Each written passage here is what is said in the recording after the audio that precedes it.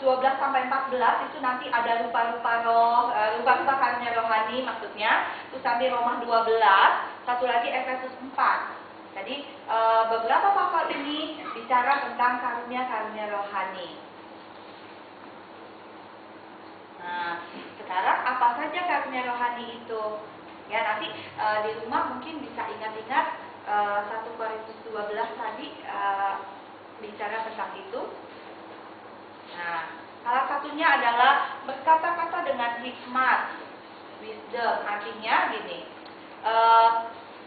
kan ada orang yang kalau lagi, misalnya nih, lagi rapat gitu ya, lagi rapat, gitu ya, ngomong gitu, akhirnya, aduh, ini kok masalahnya bukannya makin selesai, malah makin pusing gitu ya, aduh, ini ngomongnya ini begini, si B ngomongnya ini begini, aduh, bikin pusing aja nih, bukannya masalah selesai, malah masalahnya makin besar, makin tambah ini gitu ya. Nah, tiba-tiba ada salah satu yang bisa, bagaimana kalau ini begini. Nah, kemudian, oh iya ya, yang lain pada lihat, oh iya ya, kenapa kita nggak kepikiran ya yang kayak gitu. Nah, orang itulah yang dikasih Tuhan, karunia berkata-kata dengan hikmat gitu. Dan dia salah satunya seperti itu. Nah, berkata-kata dengan pengetahuan ini biasanya berhubungan dengan mengajar, gitu ya. Iman, ternyata iman juga karunia rohani nih. Nanti kita akan lihat iman yang bagaimana ya. Menyembuhkan, mengadakan mukjizat. Nah, ada 23 jenis karunia rohani yang disebutkan. Tapi saat ini kita hanya mengukur 19 jenis. Kenapa 19? Karena ada beberapa yang tidak bisa diukur. Contohnya, mengadakan mukjizat. Alat ukurnya nggak bisa untuk membuat pertanyaan-pertanyaan untuk menjawab bagaimana seseorang itu apakah dia punya karunia mengadakan mukjizat. Dan mengadakan mukjizat itu biasanya lebih kelihatan oleh mata ya. Jadi dia bisa melakukan mukjizat. Atau sama juga dengan menyembuhkan. Menyembuhkan juga tidak bisa kita ukur. Alat ukurnya tidak ke situ. Tapi bisa kelihatan langsung kalau orang punya dikasih Tuhan karunia menyembuhkan, dia berdoa, dia tumpangkan tangan, biasanya gitu ya. Terus bisa sembuh gitu ya. Nah, jadi hari ini ada 19 jenis. Nah, sekarang pertanyaannya, kapan sih karunia itu diberikan? Apakah pada saat umur sekian atau pada saat kapan? Kira-kira ada yang mau berpendapat? Kapan ya karunia rohani itu diberikan? Kok saya nggak berasa gitu ya? Kayak mana sih Tuhan kasihnya gitu?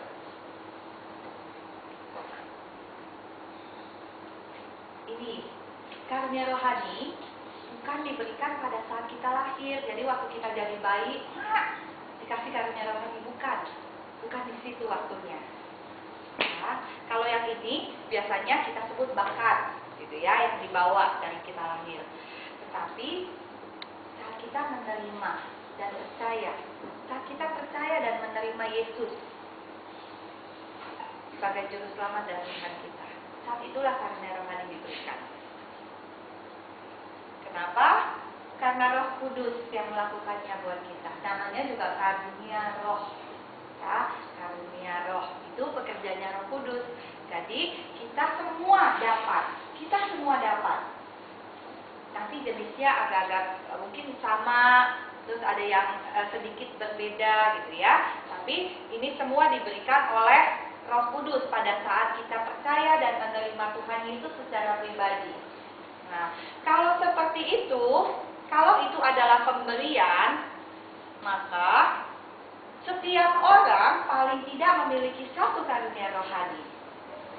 Jadi nggak mungkin kalau kita bilang ini, saya nggak mau melayani, soalnya saya nggak bisa apa-apa. Itu salah. Karena minimal satu Tuhan berikan buat kita. Ya, dan kita ingat ya cerita talenta ya. Tuhan tidak melihat apanya? hasil akhirnya kan, wah yang ini banyak, nah ini ya cuma 2 hasilnya gitu ya. Tuhan tidak membandingkan itu kan. Tuhan tetap senang hati menerima hasil, ya. Jadi yang Tuhan lihat bukan hasilnya. Jadi nggak bisa kita bilang kalau saya mah nggak bisa apa-apa, jadi ya udahlah saya datang aja, yang penting kan saya beribadah. Nggak bisa, ya. Jadi minimal ada 1. Ini ada di 1 Petrus. Nah, yang kedua, karunia, karena itu hadiah, kita tidak bisa memilih.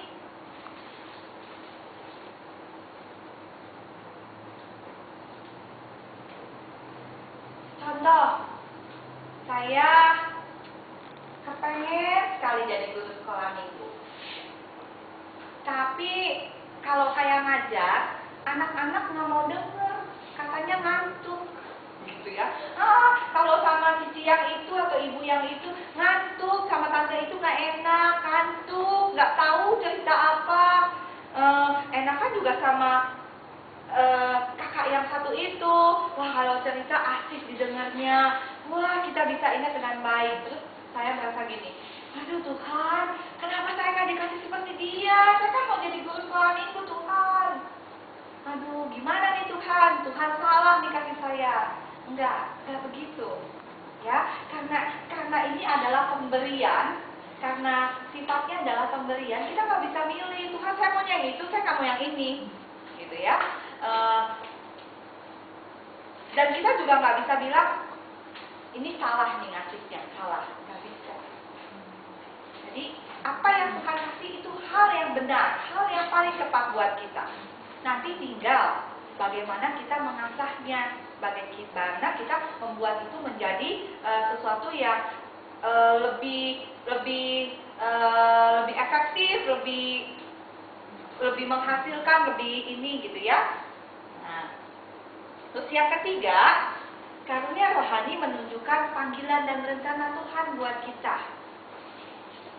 Ya, jadi dengan memberikan karunia rohani, kita bisa melihat, oh Tuhan merencanakan saya untuk melayani di situ.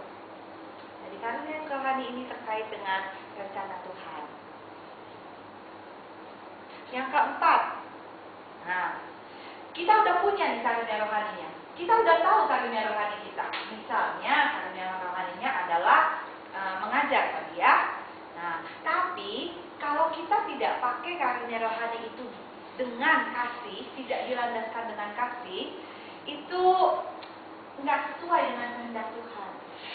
Artinya gini, kalau di dalam kasih ada kerendahan hati, di dalam kasih ada kemurahan hati gitu ya. Kan 1 Korintus 13 itu ya tentang kasih. Nah, kalau kita tidak memakainya dengan kasih, artinya kita pakai karunia rohani untuk kesombongan pribadi.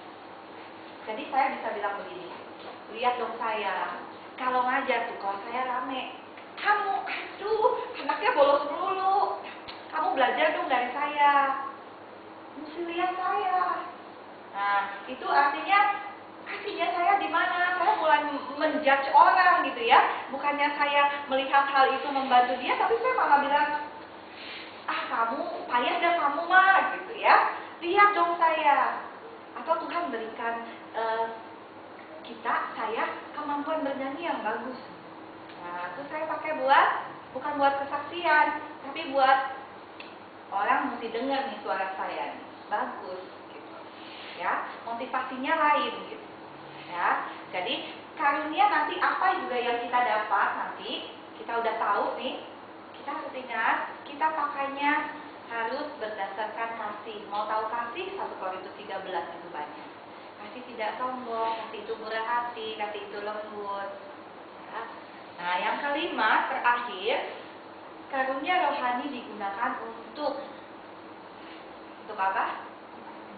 Tubuh Kristus, artinya untuk gereja, untuk pelayanan, bukan untuk diri sendiri. Nah, kebaikan tubuh Kristus ini artinya begini juga. Seperti tubuh. Tangan perlu kaki perlu